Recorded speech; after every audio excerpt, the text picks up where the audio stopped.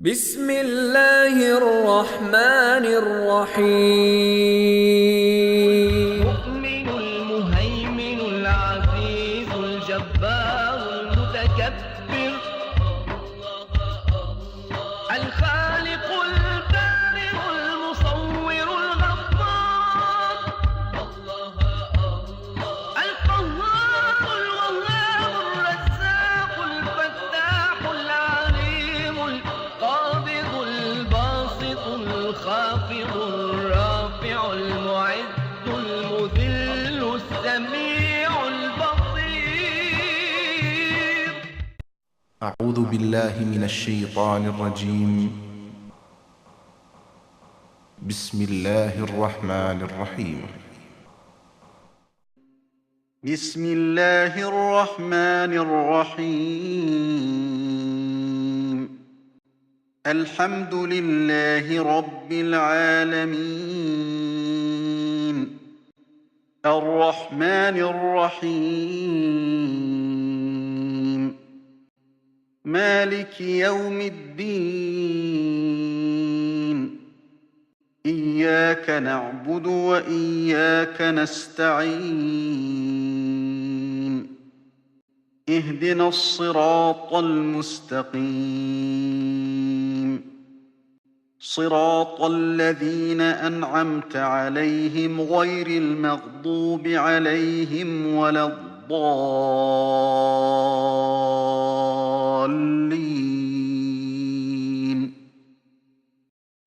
Assalamu alaikum. I am Dr. Bilal Phillips.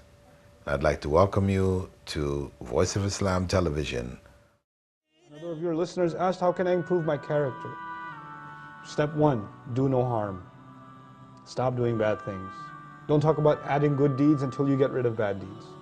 You know, you can't talk about giving a patient medicine until you stop the bleeding first. It doesn't make any sense, you know. So you got to stop the entertainment addiction. You got to stop the watching the filth. You got to stop. You got to start lowering your eyes when you're walking down the street, because you're becoming less of a human every time you stare at a woman, and you stare at her like she's a piece of meat, like she's an animal. That just means you've lost respect for a fellow human being. That's all that means. To you, that's nothing but you're looking at her like an ape looks at a female ape. You know, like a dog looks at a female dog. That's all you've turned into, an animal. Regain your humanity first, and then embellish, beautify your life with good deeds. Do simple, small things. Perfect your prayer, memorize a few supplications, try to, be honest in your workplace, be kind to your mother. These are not complicated things. This is what the Creator wants from us. That's all He wants. But if someone says, why? Why does He want this from me? What is it? Is this benefiting Him? That's a great question. Everything Allah wants from us, one of His names is Al-Ghani. Ghani means someone who doesn't need anything. And He told us that in an ayah in which He basically told us to do certain things, and He says, وَهُوَ الْغَنِي, and He's free of need. وَأَنْتُمُ الْفُقَرَاء, you're the ones that are bankrupt. Now, in that ayah, He doesn't need anything, and we need everything, because we're bankrupt. And then He told us to do a few good deeds. And if you do a few good deeds, He will make you ghani. He'll make you free of need. He'll shower you with blessings. Not only are good deeds beneficial to us because they in and of themselves are like medicine, but they bring with them bonuses in this world and the next world. You be kind to your mother, and you never know. You've been looking for a job forever, and you're also mean to your mom. You start being kind to your mother, and mysteriously you get a call back. I want you to come in for an interview. The blessings of being kind to your mother. One good deed will open up other doors for you. This is what Allah does in this world. Whoever becomes conscious of Allah, يَجْعَلْ لَهُ مَخْرَجًا, He starts making doors open for them, making a way out for them. وَيَرْزُقُهُ مِنْ حَيْثُ لَا يَحْتَسِبُ, He starts providing him from where he couldn't even imagine.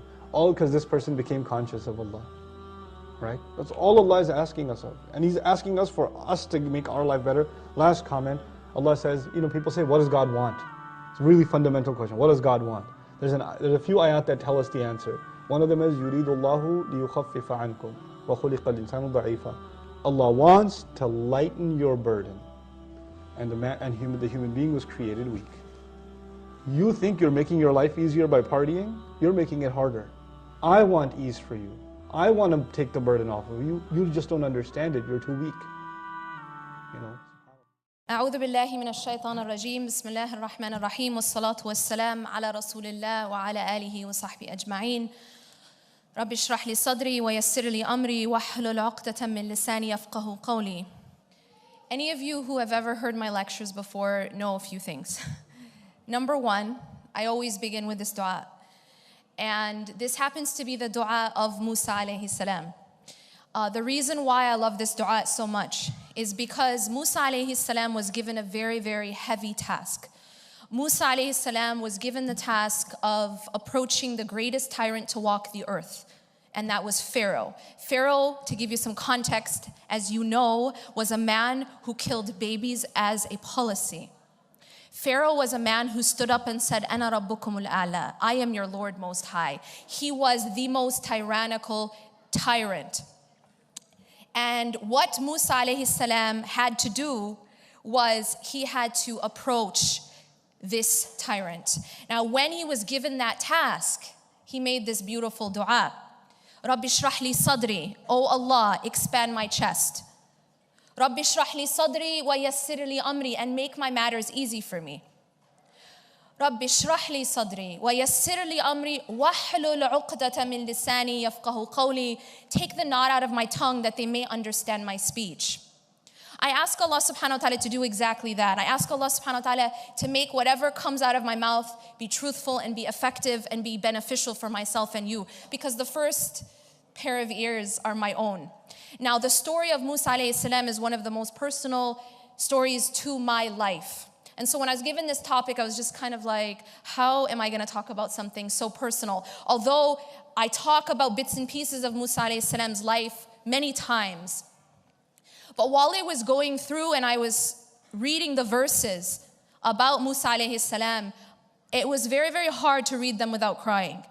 And the reason for this is because everyone has gone through stuff in life. And I think that for me personally, one of the stories or one of the examples in the Qur'an that has resonated with my own life the most, it was the story of Musa alayhi salam.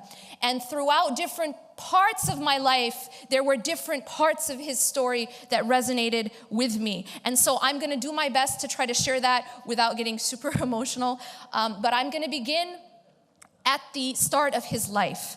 Now, we oftentimes talk about Musa alayhi salam, but we miss, and maybe we don't focus as much on someone who is related to Musa alayhi salam, who I personally gained a lot of inspiration from, and that is the mother of Musa alayhi salam. Now, what happened to this woman is that she lived in a time when when little boys were being killed, and she has a little boy. Now, I want to take a moment and reflect on this for a second. When you're afraid of losing something that you love, what is your knee-jerk reaction? What is our reflexive, immediate, instinctive reaction when we're afraid of losing something that we love? Our instinctive reaction is to hold it tighter, is to attach to it and to cling to it harder and more intensely, because we're afraid of losing it. Now, Musa alayhi salam's mother is actually being told to do the exact opposite. She is actually being told to let him go. She's actually being told that if you want to keep him, you have to let him go. That if you actually want this to be protected, you have to put your trust in Allah and you have to let him go. And so what she's being told to do is to put her child in the river. Can you just think for a moment the amount of tawakkul, the amount of trust that she has to have in Allah subhanahu wa ta'ala to be able to let him go and put him in the river? And yet, this is exactly the lesson of that. Had she held on to Musa alayhi salam, he would have been killed. There is an irony here, because she is actually, by letting him go and putting her trust in Allah, she's protecting him. So she is being told to let him go and put him in the river. But she's being given a promise. Allah subhanahu wa ta'ala makes a promise to this woman. And he says to her, Inna raduhu ilayk. We will return him to you. So the promise of Allah is, trust me, I'll bring him back to you. But just trust me right now, and I'll take care of him during this period of time, but just trust me and I'll bring him back to you. Now, there's something else that really strikes me about this part of the story. And that is where Allah subhanahu wa ta'ala says in Surah Taha, that when he did return Musa to his mother, and by the way, Allah subhanahu wa ta'ala returned Musa to his mother in a very miraculous way. And it also shows, there's so many lessons, subhanAllah. It shows that sometimes Allah subhanahu wa ta'ala withholds as part of his plan. So how did Allah subhanahu wa ta'ala withhold in order to return? He made Musa alayhi salam reject all other women to take milk from, that he rejected all the other women so that Allah subhanahu wa ta'ala returned Musa alayhi salam to his mother. Now, when Allah explains this return, and you know, subhanAllah, I was at a retreat, and at the beginning of the retreat, before the retreat had started, the sheikh said, you know, we had like a period of time where we would just read just a portion of Qur'an. And so what I did was I just opened up to one of my favorite surahs, which is Surah Taha. So I opened up and I read Surah Taha and I reflected on basically probably the first 15 ayahs or so of Surah Taha. And I got to this one verse and it just struck me in a way that I never realized before. And that is when Allah subhanahu wa ta'ala says, وَرَدَدْنَاهُ إِلَى أُمِّهِ كَيْ تُقَرُّ عَيْنُهَا وَلَا تَحْزَنْ. That we returned Musa to his mother. Now, it's the reason why that he states that blew me away. He said that we returned Musa to his mother so that her eyes would be cool and she wouldn't be sad. Why did that strike me so much? Because we go through periods in our lives of extreme sadness. And sometimes we think that it doesn't matter. It doesn't matter to people. It doesn't matter even to sometimes we may feel that it doesn't matter to Allah. And yet Allah subhanahu wa ta'ala is making history happen because of one woman's sadness. Just because of one woman's sadness, he is doing something that will make literally it will make history throughout till the end of time. And that's because he didn't want one woman, she wasn't a prophet, she's a woman, right? He didn't want one woman to be sad. And he wanted one woman to have that peace. So he said we returned him to his mother so that she would have the coolness of her eyes and she would not be sad. And there's another reason, a third reason that Allah says, وَلِتَعْلَمَ أَنَّ وَعْدَ اللَّهِ حَقٌّ. And so that she would know that the promise of Allah is true. Why are we being told this story? Because every single one of us are going to be tested. And we're all tested in different ways. And there's going to be times when Allah subhanahu wa ta'ala is going to make us we're going to have to choose. We're going to have to make decisions between what we love and what Allah loves, between our plan and Allah's plan, right? And so what we learn from this story is that when we choose Allah, Allah will bring back to us and replace and even bring us something better than what it was that we gave up for His sake. Because she's letting go of something for Allah's sake, right? And she's putting her trust in Allah. And then what does Allah do? He returns Musa to his mother. And not only does he do that, he protects Musa. And had she not done that, then she would have lost Musa, Alaihi salam. She would have actually lost him had she not let him go.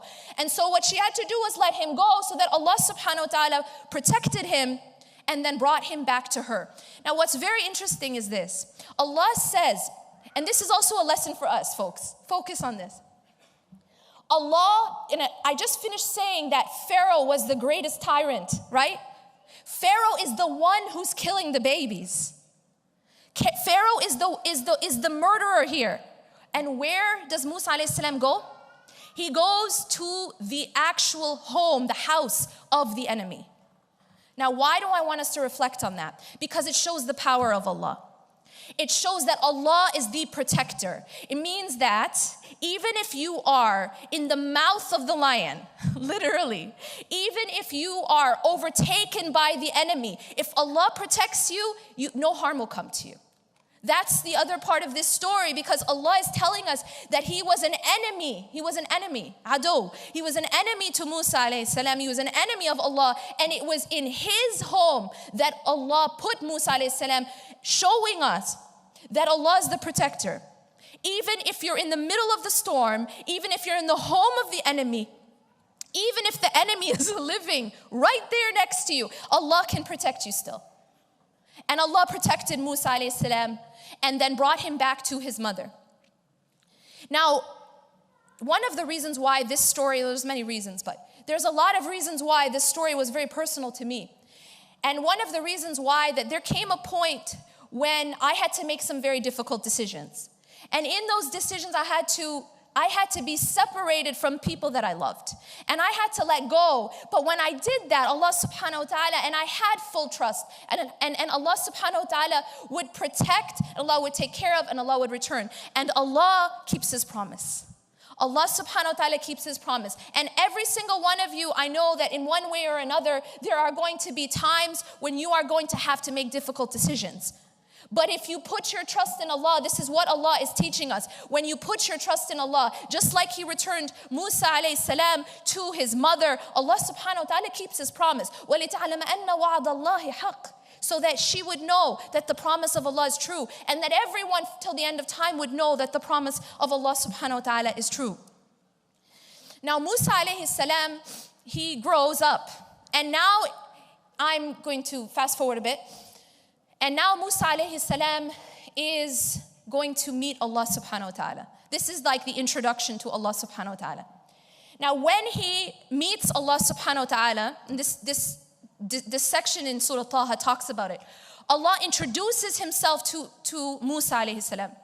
And when He introduces Himself, He says, Inni ana Allah, la ilaha illa ana. فَعْبُدْنِي وَأَقِيمُ الصَّلَاةَ لِذِكْرِي. Now there's something very important. Now before that, of course, He tells him that He's the Rabb, introduces Himself as the Rabb, and then asks him to take off his shoes. And now He introduces Himself as the Ilah. And He says that I am the only thing worthy of worship, the only Ilah, okay? So, therefore, worship me. And how does He tell him to worship Him? He says immediately. Now this is another reflection for all of us. In the very introduction that Allah, this is the Lord of the world, right? He's introducing Himself to Musa alayhi salam, and one of the very first things that He's saying is to establish salah. So this shows us the importance of salah. That He says, establish the salah for my remembrance. And then He goes on and He talks to Musa alayhi salam, He tells him the mission that he has.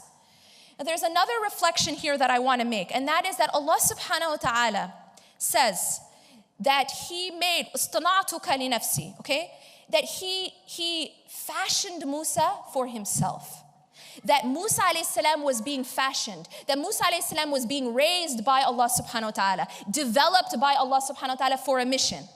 Fair enough? And yet, and this is where sometimes there's like this myth that we have, that when we love Allah subhanahu wa ta'ala, or when we start to take the path of spirituality, we don't need other people. There's this myth. And why I want to point this out is because Musa alayhi salam, Allah is saying, I created you for myself. And yet, Musa alayhi salam, right after this conversation, what is one of the first things he asks? He asks for the help and the support of his brother. He asks for Allah subhanahu wa ta'ala to send his brother with him to support him. And so this shows from the very beginning that our path to Allah subhanahu wa ta'ala doesn't mean that we don't need people, and it doesn't mean that we don't have very, very important human relationships. That those human relationships have a purpose, and that purpose is that it helps us in our path. There's another time when Musa alayhi salam says to Allah subhanahu wa ta'ala, Rabbi inni lima anzalta ilayya min khayrin faqir. He says, oh my Lord, I am indeed poor to whatever goodness you send down to me. And what does Musa alayhi salam get after that dua? He gets a job and a wife, right? So Allah here is showing us, see the proper balance of our deen. The proper balance of our deen is that we love Allah subhanahu wa ta'ala, and we have a special place in our heart for Allah subhanahu wa ta'ala that does not negate our human relationships, and it does not negate the importance of our human relationships. And in fact, the human relationships that are based in Allah subhanahu wa ta'ala and that are based in the love of Allah subhanahu wa ta'ala are the strongest and are so beloved to Allah subhanahu wa ta'ala that we're told on the Day of Judgment, when there's no other shade, one of the people who are shaded are those who loved each other for the sake of Allah. They came together for the sake of Allah, and they separated for the sake of Allah. And we're also told that one of the highest places in Jannah are for those people who loved each other for the sake of Allah. And that place is so amazing that the martyrs and that prophets are looking at it. So this is a lesson for us, that our path to Allah subhanahu wa ta'ala is not a lone path. Our path to Allah subhanahu wa ta'ala, also Allah sends us people that help us, and Allah sends us gifts. And this is part of our gratitude to Allah, to be grateful for that. رَبَّنَا هَبْ لَنَا مِنْ أَزْوَاجِنَا وَذُرِّيَّاتِنَا قُرَّةَ أَعْيُنٍ. Oh Allah, gift us. And by the way, a gift is by definition undeserved, right?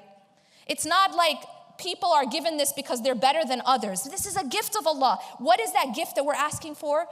Gift us with making our spouses and our children the coolness of our eyes.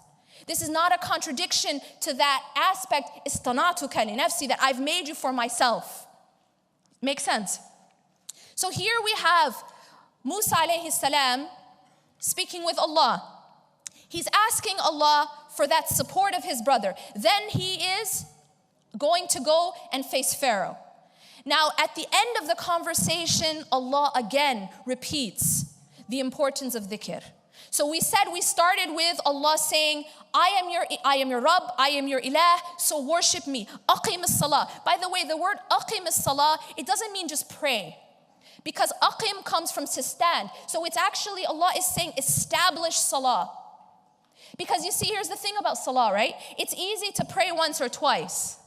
It's easy to pray when everyone else is praying and you're at an event. Except at weddings for some reason. I don't know why half the people don't get up and pray. But anyways, it's easy to pray when everyone else is praying. It's easy to pray when you're not at an airport or something, you know? It's easy. But what's difficult to pray is when it's inconvenient. When you're at your job and when people are going to look at you, or when you're outside, or when you're on the road. When you're really, really tired, when you're sleeping, right? Then it's harder. And that's why Allah is not just telling us to pray. He does not just say pray, sallu. He says aqim as-salah. And aqim as-salah means to establish salah. That means that you pray when it's convenient and when it's inconvenient. You pray when you're tired and when you're not tired. You pray when you're happy and when you're sad.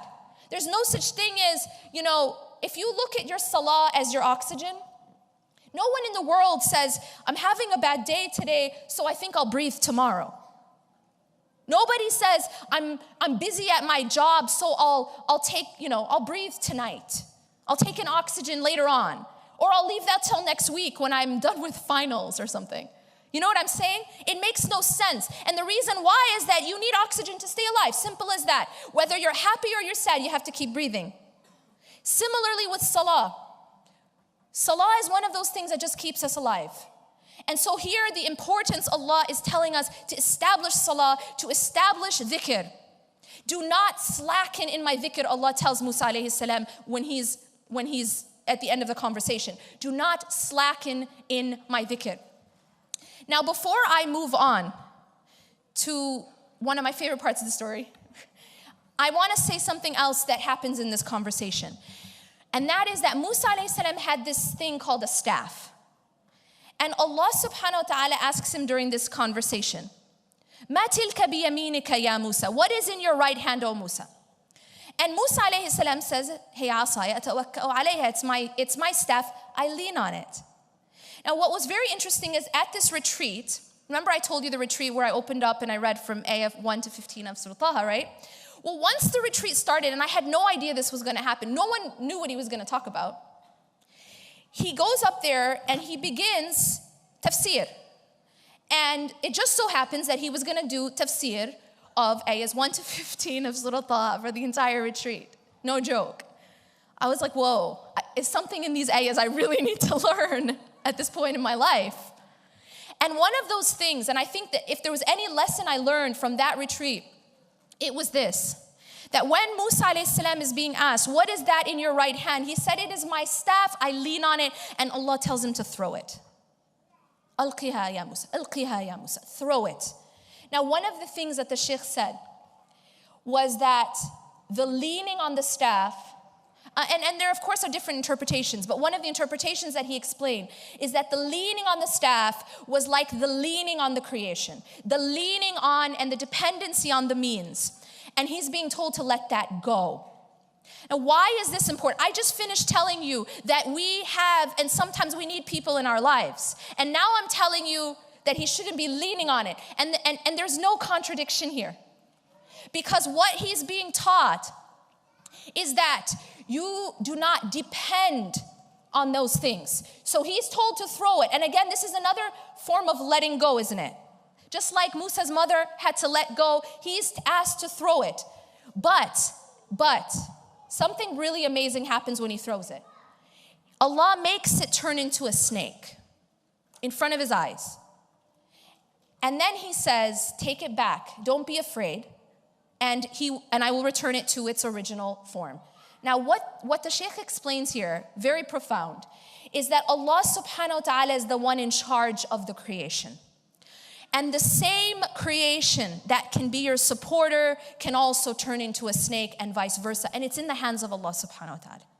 That Allah is the one who controls the states. And Allah is the one who controls the heart. And so you have to realize that while we love the creation, that our ultimate dependence is on Allah subhanahu wa ta'ala. So when he takes it back though,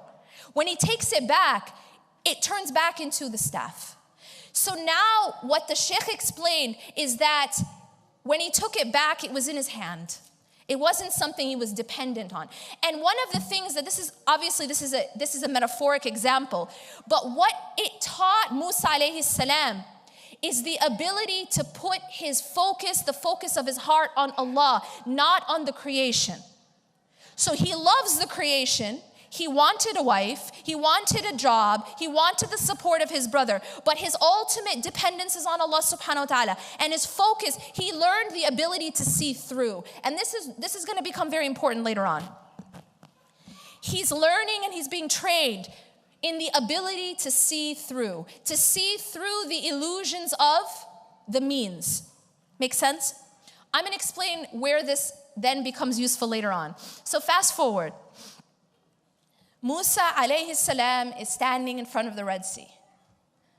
So all of this training that Musa Alaihi Salam has gone through, since he was a child, Allah has always been taking care of him. Allah has always been watching over him since he was a baby.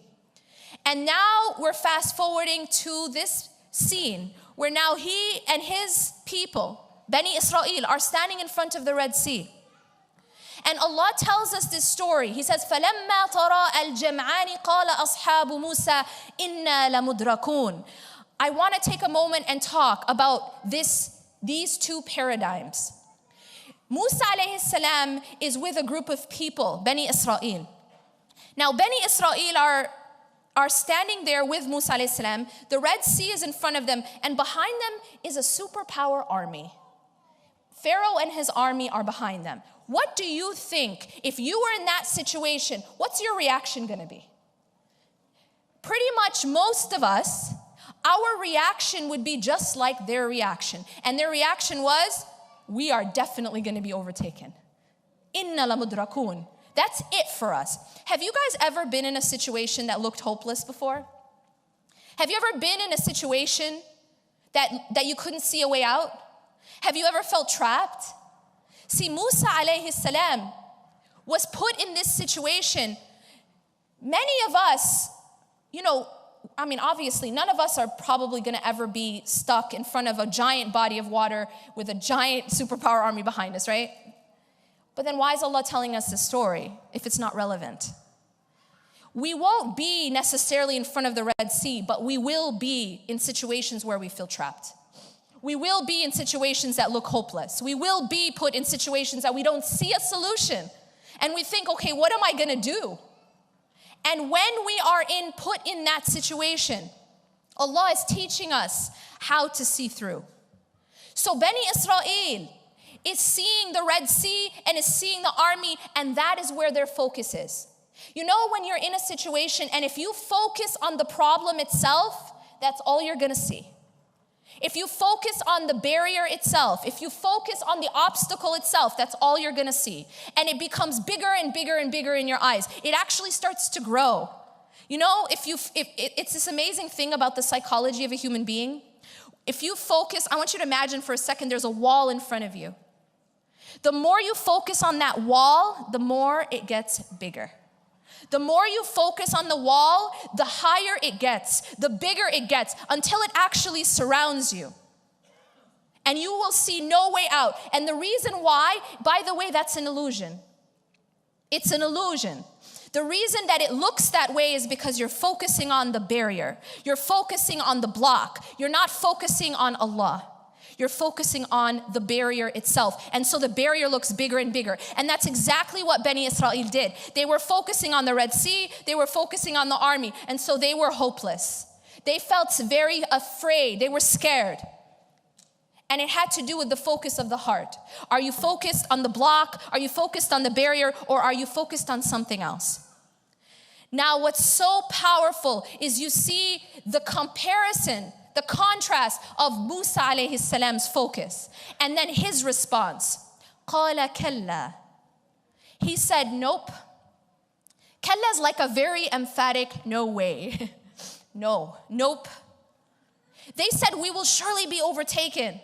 He said, no. And why is it that Musa alayhi salam said no? Why was he so certain? Why was he so sure? Was it because he's really strong? Is it because, oh, guys, don't worry, I got this. He didn't say that. He didn't say, I have this nifty staff, He wasn't in the habit of splitting seas. This didn't really happen every day. It's not like he knew what was going to get him out of this situation. He had no idea. It's not like he knew how he was going to get out. And yet he was certain that Allah would get him out. Why? Because Musa alayhi salam wasn't focused on the barrier. Musa alayhi salam wasn't focused on the obstacle and the block. He was focused on Allah. And he knew, Inna ma'ya rabbi sayahdeen. He said, by no means will we be overtaken. Why? Because indeed my Lord is with me and he will get me through this. That's all he needed. All he needed to do was see Allah in this situation. All he needed to do was shift the focus of his heart. Shift the focus from the block, from the barrier, from the obstacle, from the problem to Allah. And all of a sudden, literally Allah opened the sea for him. And that is because he had the proper focus. And he knew, and he put his trust in Allah. And he said that my Lord is with me and he will guide me through. And that's exactly what Allah did. It's very easy to put our reliance on Allah when we see the way out, when we know already the solution. It's easy to be like, yeah, I put my trust in Allah, but here's the plan.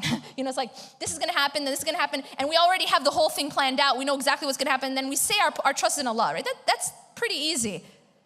But what's really hard is when we have no idea what's going to happen. What's really hard is when there's complete uncertainty. What's really hard is when we have no idea how Allah is going to get us out. We have no idea how the solution is going to come. We have actually no idea what's going to happen after we take this step. It's an unknown. It's the unseen. But that's what tawakkul is. That's exactly what tawakkul means. It means that I don't see the solution. I don't know what's going to happen tomorrow, but I do know one thing for sure, and that is, Inna ma'ya rabbi sayahdeen. Indeed, my Lord is with me and he will guide me through. And when we have that kind of attitude, Allah promises us something, that he will split seas for us. That situations that look impossible, Allah will make a way out. That situations where we don't see a solution, Allah will give us a solution from places we never imagined. وَمَن يَتَّقِ اللَّهَ يَجْعَلْ لَهُ مَخْرَجًا وَيَرْزُقُهُ مِنْ حَيْثُ لَا يَحْتَسِبُ. Whoever puts Allah first, taqwa, whoever has God consciousness, whoever focuses on Allah first, whoever guards themselves from the wrath of Allah, who makes Allah first, Allah will make a way out for them. And he will provide for them from places they never imagined.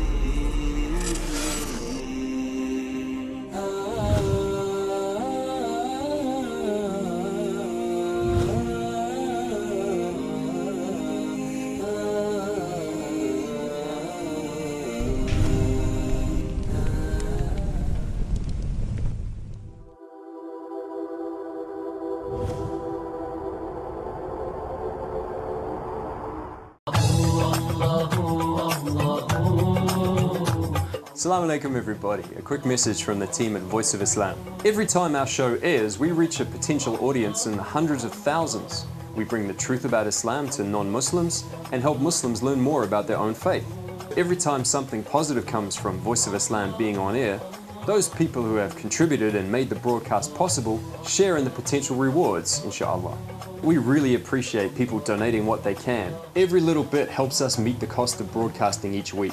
We sincerely thank everyone who has helped us and continues to do so, and we look forward to more help in the future, inshallah.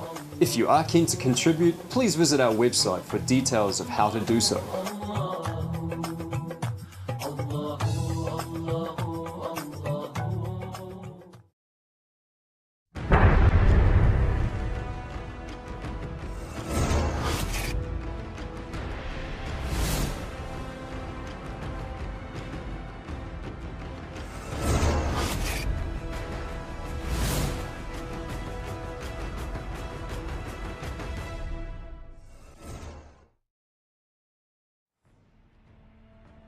Think of a book that mentions about a fact that science was able to discover only 100 years ago, more than 1400 years ago. Think of a man that mentions about a fact that science was able to discover only recently, more than 1400 years ago. Could anyone doubt that this book is a divine book, and this person is an extraordinary person? The Qur'an mentions more than 1400 years ago that the universe was expanding. The following is stated in verse 47 of the chapter of Az-Zariyat.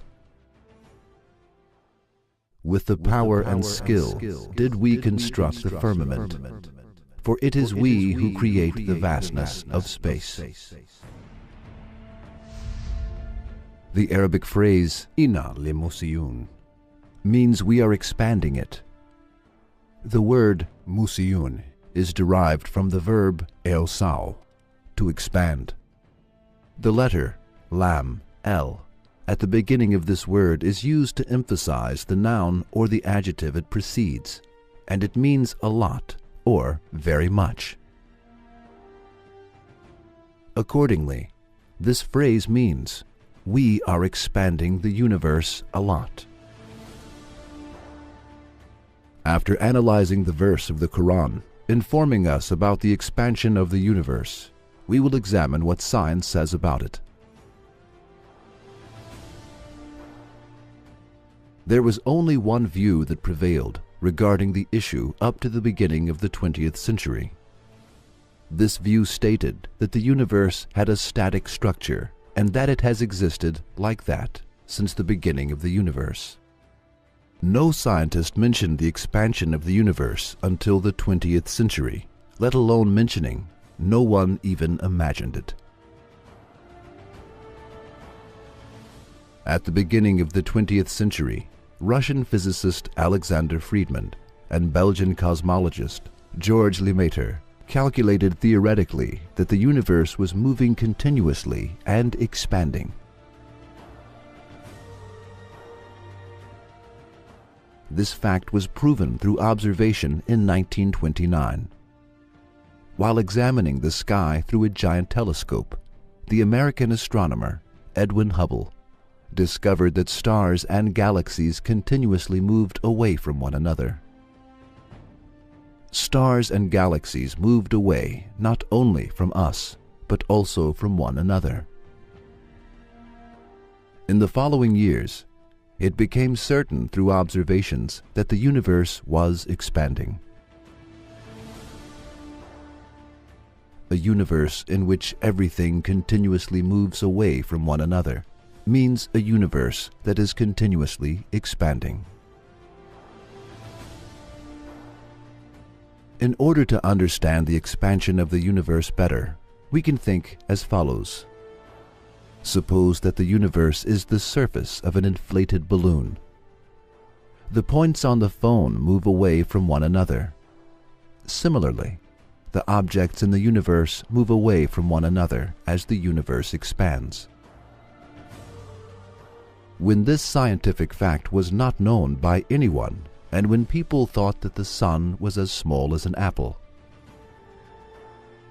The Qur'an mentioned this fact centuries ago, and it stated clearly that the universe was expanding. This clearly proves that the Qur'an is Allah's word. That a scientific fact, which was discovered only in the 20th century, existed in a book 14 centuries ago, and that this fact was informed by a person who could not read nor write, can be possible only through one of the following two ways. 1. A human being discovered this scientific fact on his own. 2. This fact was expressed by Allah, who created the universe and is expanding it. The book in which this fact is written is the Book of Allah, and the person who conveyed this message is His messenger.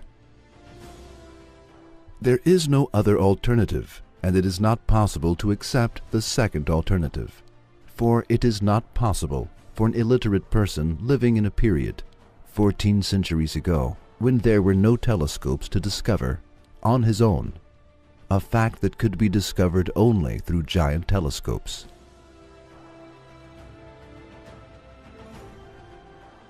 Therefore, the greatest geniuses in the history of the world could not draw the model of the expanding universe despite their observations and scientific studies.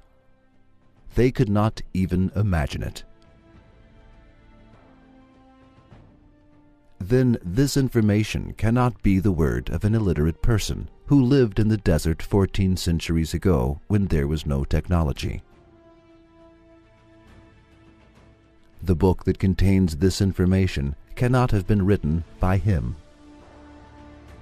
Then there is only one alternative left: to accept the second option. That is, this information was given by Allah, who created the universe and is continuously expanding it, and who sent this miraculous information to people through His messenger, Hazrat Muhammad, peace be upon him. And the book that contains this information is His book.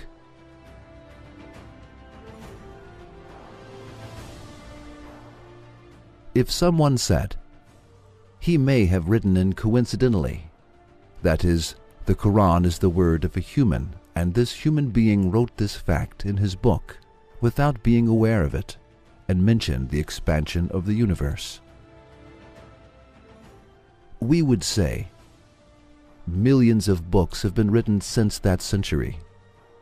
If it had been possible for a human being to write this fact coincidentally in his books, the same fact would have occurred in some other books coincidentally.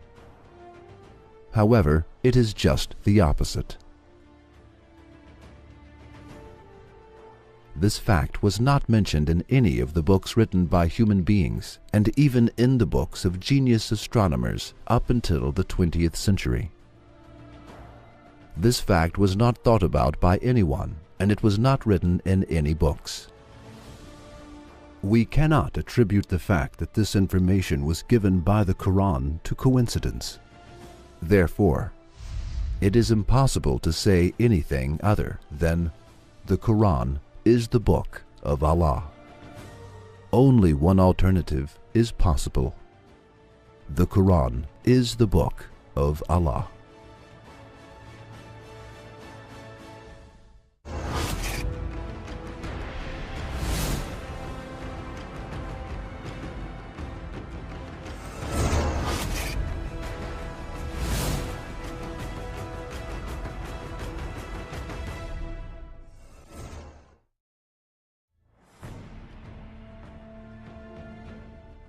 The issue of how the universe came into being has always been one of the issues that scientists wondered about and discussed most. Many theories were put forward regarding the issue throughout history. Each theory was refuted in the course of time as science advanced, and they were labeled as wrong. The theory that is agreed on and is widely accepted today is the Big Bang theory. The Big Bang is a cosmological model claiming that the universe came into being 13.7 billion years ago from an excessively intense and hot point. It was first put forward in 1920 by Russian cosmologist and mathematician Alexander Friedmann and Belgian physicist Georges Lemaitre. This theory, which assumes that the universe had a beginning, has widely been accepted by scientists, especially by physicists, because it is supported by various evidence. According to the Big Bang model, the universe was in a very intense and hot state in its first phase before expansion. That is, the universe was all in one piece. Then it was separated into pieces to take its current shape with a big explosion called the Big Bang.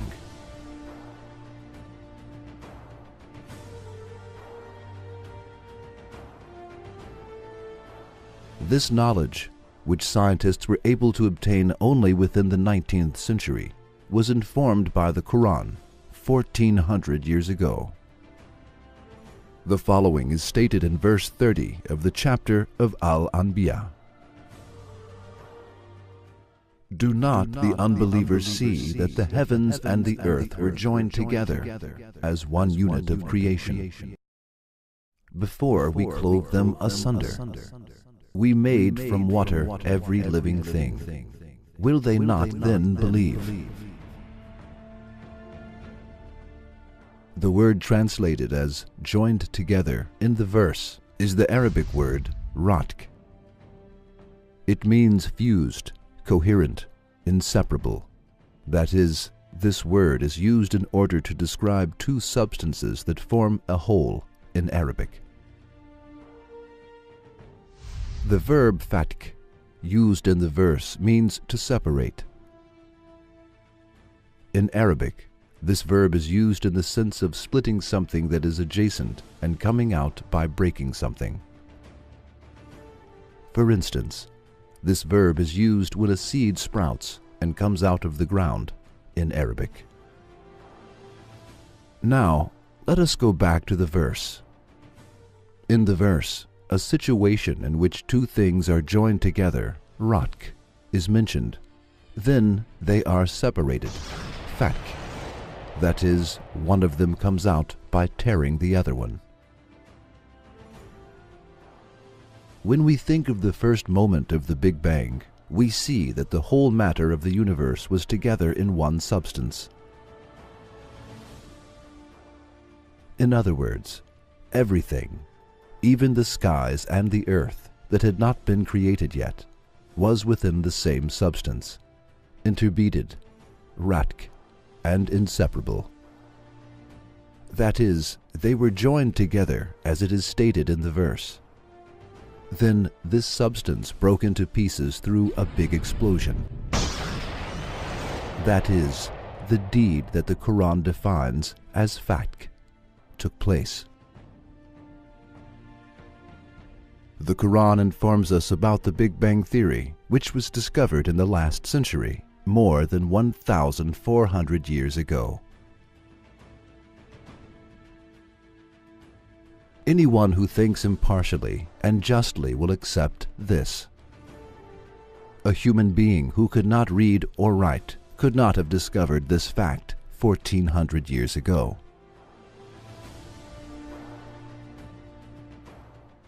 Can a human being have discovered a fact on his own 1,400 years ago that scientists discovered only 100 years ago? Since it is impossible, there is only one alternative left. The book that mentions this fact is the Book of Allah,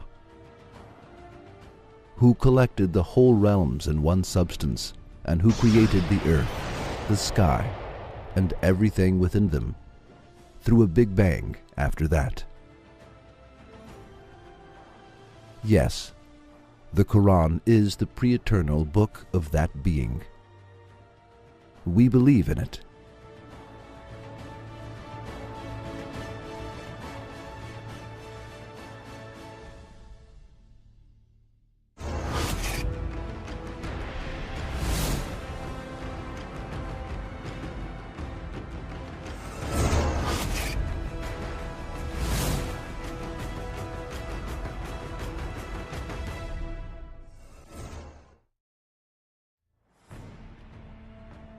Verse 22 of the chapter of Al-Hijr of the Qur'an gives us the following news 1400 years ago, when the importance and meaning of fecundating was not known. And we send the fecundating winds. Yes, this verse clearly states that winds have a fecundating property. What do scientists say about this news given by the Quran? Let us find out. Scientists state that winds have a fecundating property as follows. There are male and female elements in the flowers of all plants. Fruits occur when the male element fecundates the female. This fecundation takes place thanks to wind. Allah created the seeds of many plants so light as to fly in the presence of even a very light breeze. Pollens, dusts, and seeds of innumerable plant species are carried from one plant to another through winds. Thus, the plants reproduce through fecundation, and their generations are ensured to continue. That is, plants reproduce thanks to the fecundating property of winds. Apart from fecundating plants, winds also fecundate rain clouds to make rain fall down. Until recent times, it was thought that the only relationship between wind and rain was that winds dragged rain clouds. Yes, it was something that could be seen by anyone who watched the movement of the clouds. However, the relationship between wind and rain was not only this. Air bubbles called aerosols form on the surface of seas and other waters due to foaming. They mix with the dust that winds drag from the land and fly toward the upper layers of the atmosphere. These particles, raised by winds, combine with water vapor, and the water vapor condenses around these particles. If it were not for these particles, 100% water vapor could not form clouds.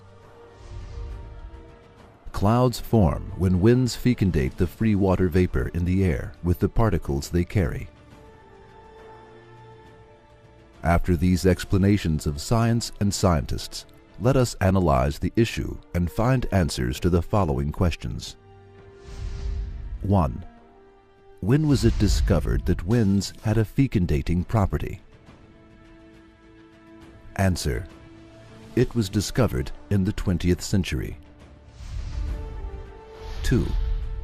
Is it possible for a person who could not read nor write to discover this fact 1400 years ago? That which was only discovered in the 20th century? Answer. It is impossible. Only an insane person can claim that it is possible. 3. How can it be explained that the fact that winds have the property of fecundating is mentioned in the Quran if it is not accepted that the Quran is the word of Allah? Answer. It cannot be explained in any way. If the Quran is not accepted to be the word of Allah, neither this information given by the Quran nor any of the other scientific facts can be explained. There are two ways.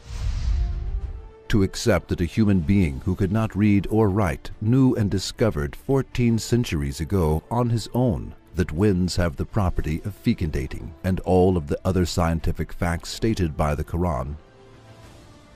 Or to say, the Quran is the book of Allah. All of the news within it is the word of Allah. There is no other possibility. No sane person can accept the first probability, for it is impossible for a human being to know and discover them on his own. Then there is nothing else to do but to accept the second possibility. This book is the book of Allah, who is Alam al-Ghuyub, the knower of all unseen and unknown things. Yes, This book belongs to the same person who created winds and gave them the duty of fecundating. Everything within this book belongs to him. We believe in and accept it. Allah